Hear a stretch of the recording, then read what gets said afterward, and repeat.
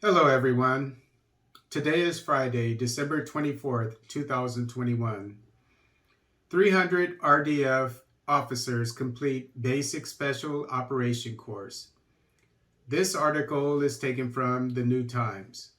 A total of 302 Special Operations Forces have completed an 11-month Basic Special Operation Forces training at the Basic Military Training Center, BMTC, in Nassau and Karachi district.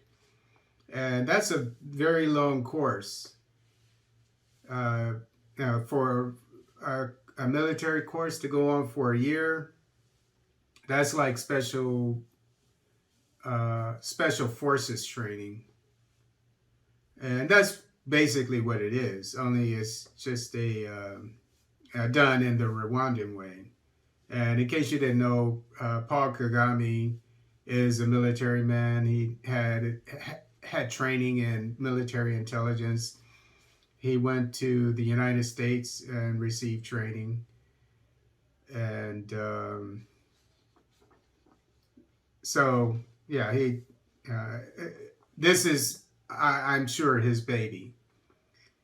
Okay, the ceremony was presided over by the Rwanda Defense Force Army Chief of Staff, Lieutenant General Mubarak Muganga, on behalf of the RDF Chief of Defense Staff. They include 18 junior officers, lieutenants, and 284 at the rank of private, including 12 females, according to a statement from Rwanda Defense Force. Uh, Females are not allowed in special forces training. They're now allowed in ranger training, which is very similar to this. Um, so maybe he got the idea from that. But we all know that because of the genocide and a lot of men dying, Rwanda is heavily represented by women. So that no doubt has something to do with the women being included in this elite training. But in any event, it's a positive development.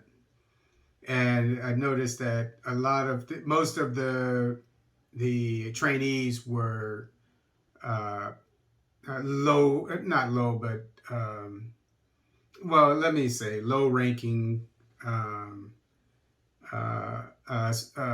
troops, which is good because it's going to help them. You know, they're at the beginning of their career, so this elite training is going to be a very positive development for them.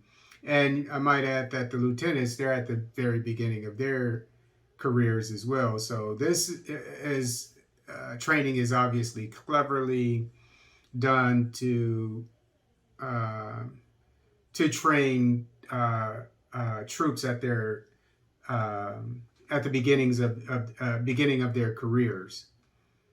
So, which is I think a very smart move. The military is for young people. You know, as they get older, they get wiser, etc. Yeah, and if they stay in, then yes, then it's for, or it could be for older people too. But it's mainly for young people. So, I I have to compliment the Rwandan military for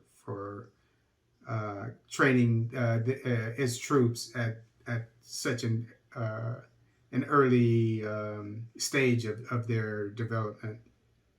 This milestone demonstrates another step in achieving the objective of developing forces with special force skills provided for by RDF leadership guidance, reads part of the statement. The newly trained group, the statement added, demonstrated effective skills in special operations tactics, river and water crossing, military topography. I assume that we call it land navigation, meaning being able to use a compass, you know, or nowadays they have computerized compasses, but to go in the area, you know, to a different area and get to the exact point that you want to get to. That's what I'm assuming that military topography is. Combat engineering. Combat engineering is blowing up stuff, building stuff, etc. Um, Airborne operations, which is parachuting from airplanes, shooting, as well as hand-to-hand combat skills, shooting weapons, obviously, probably shooting different types of weapons. If this is an elite training, similar to special forces. Only special forces there, they people are trained in four different things: either medical, and that's all they train on; weapons, that's all they train on; combat engineer, or engineer, all they train on is blowing, making bombs, etc., building bridges, things like that. And then you have communications, which this doesn't have. People who use state of the art communications to they can communicate anywhere in the world. Whatever is the state of the art military communications equipment, these guys and special forces in the United States, when they go through the training, that's what they get. But the point is, a lot of these things are similar to the special training, special forces training that is given, and which is about a year as well. This is 11 months. So they're similar in that way as well. General Muganga commended the graduates for their milestone achievement, commitment, and discipline. He also urged the graduates to use the special skills acquired to protect the sovereignty of Rwanda and protect its people. The overall best officer, and this is not a typo, Lieutenant Robert Mugabe, said that his success during the training was due to teamwork and emphasized he will use the acquired knowledge to fulfill future military career assignments. As I said, this is going to be a great benefit to not only the troops who are going through this training for their careers and etc., but it's also going to be a boon for the Rwandan military and the Rwandan citizens it serves.